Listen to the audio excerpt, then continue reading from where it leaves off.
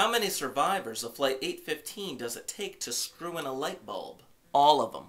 If they don't change it together, then the bulb will die alone.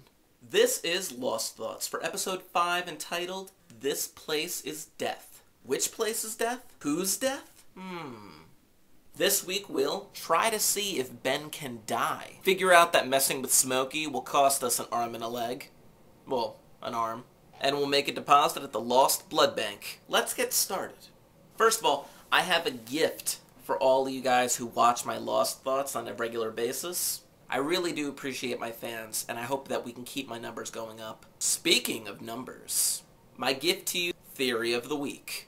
And it's a good one. If you rewatch the scene from this past episode where Montan is on the beach listening to the radio tower signal, you will hear the numbers repeating. Does that voice sound familiar? Does it sound like Hurley? Check out the link in the sidebar. That's right, Time Loop fans. Hurley eventually will get back to the island and record the numbers, because without it, all of the events that transpired will not happen. Discuss. Also, theory about Ben and his death. My theory is Ben knows when he'll die, who will kill him, or where he will die. As a result, he is never fearful of death. Remember how Ben always says that he has a plan? If he's in a dire situation, like facing Keamy's people at the Orchid, Ben knows that that's not the situation of his death. It's like the character of Edward Bloom from Big Fish. This isn't how I die. Some characters on Lost cannot die until the island allows them, for reference see Michael. Is it such a huge leap to think that Ben actually knows information concerning his own death? Now on to the episode. Jin's not dead? Oh, right, we saw that last episode. And if you're still one of those people who think that Jin surviving is a plot hole, Jin being within the blast radius makes perfect sense if you consider the blast radius to be like a dome. Okay, so let's paint a picture. There's the island. The helicopter is right there.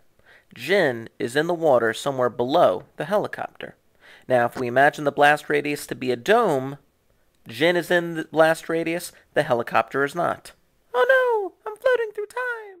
Did anyone notice that there are 6 French people just like the Oceanic 6? And did anyone see that thing on Jin's back? It looked like a star sticker. Here comes Smokey. The producers have gone on record to say that every time we see Smokey, a piece of his mythology will be revealed.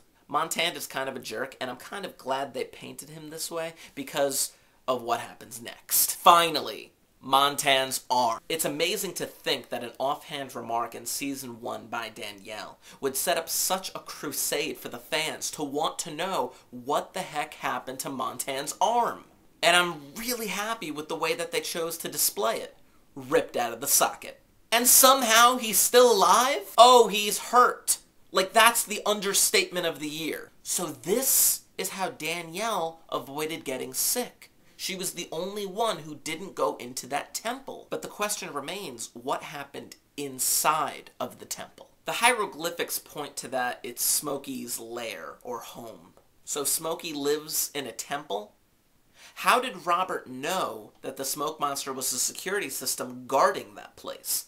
Did the smoke monster tell him? Were those who went into the temple brainwashed in such a short time? At least at this point, we can say that Danielle had a legit reason for killing each member of her team. But I still want to know what happened when Alex was taken.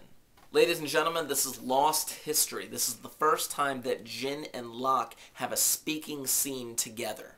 Speak any other languages? Just Klingon. Ha!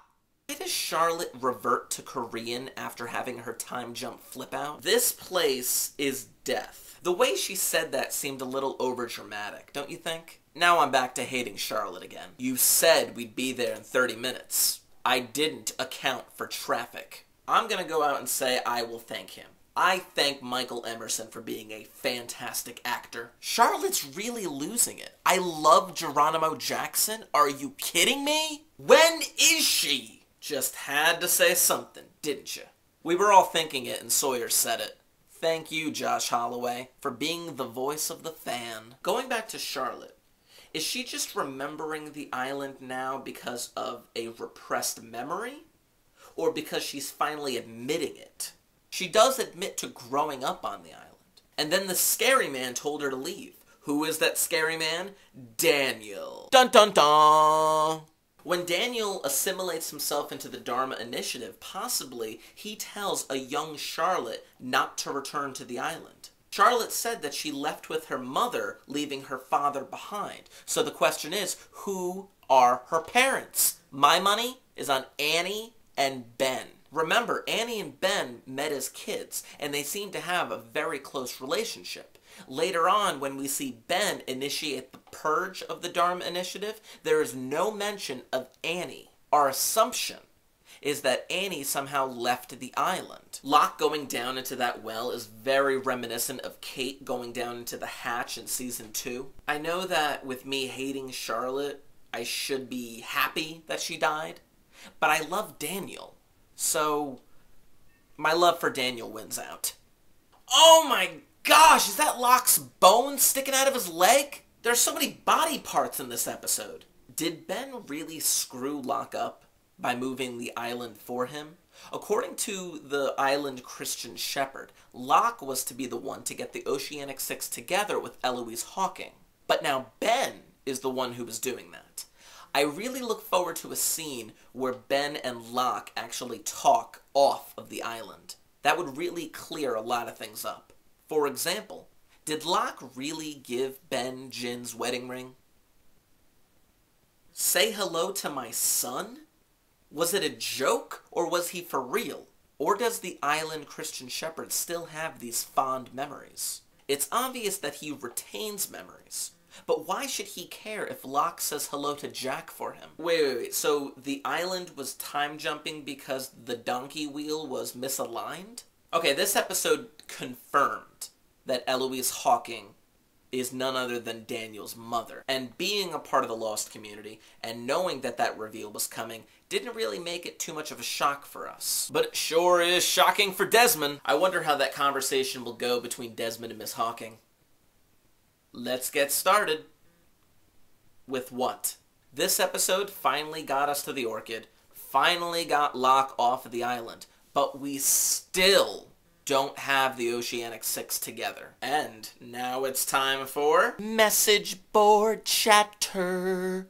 Everyone keeps asking why Danielle had no memory of Jin when she encountered the Losties in Season 1. Simple answer, more questions. Danielle's 1988 encounter with Jin is like that of Desmond's hatch encounter with Daniel.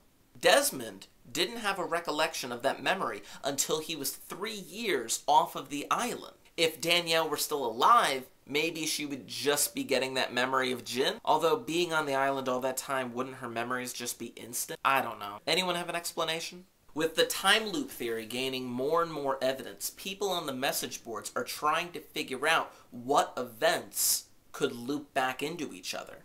For example, Sawyer holding the rope caused the rope to time jump with him, thus leaving a marker as to where the well should be dug in the first place. And now the results for a question of the week from last week. The question was, what is your favorite Ben line? The number 1 vote getter was, Locke says, where did you guys get electricity? Ben says, we have 2 giant hamsters running in a massive wheel in our secret underground lair.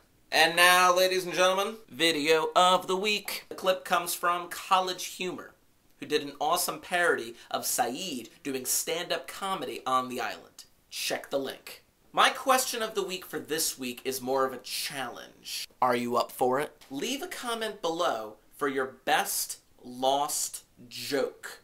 It can be corny, it could be a knock-knock joke, it could be a pun, I don't care. Use the internet to find a joke. Just keep it clean, and I'll announce the winner next week. Speaking of it, next week's episode is entitled 316. Just so you know, found in the source code of the Ajira Airways website was the phrase John 3:16. Just food for thought. This place is death, and this week's Lost Thoughts is over.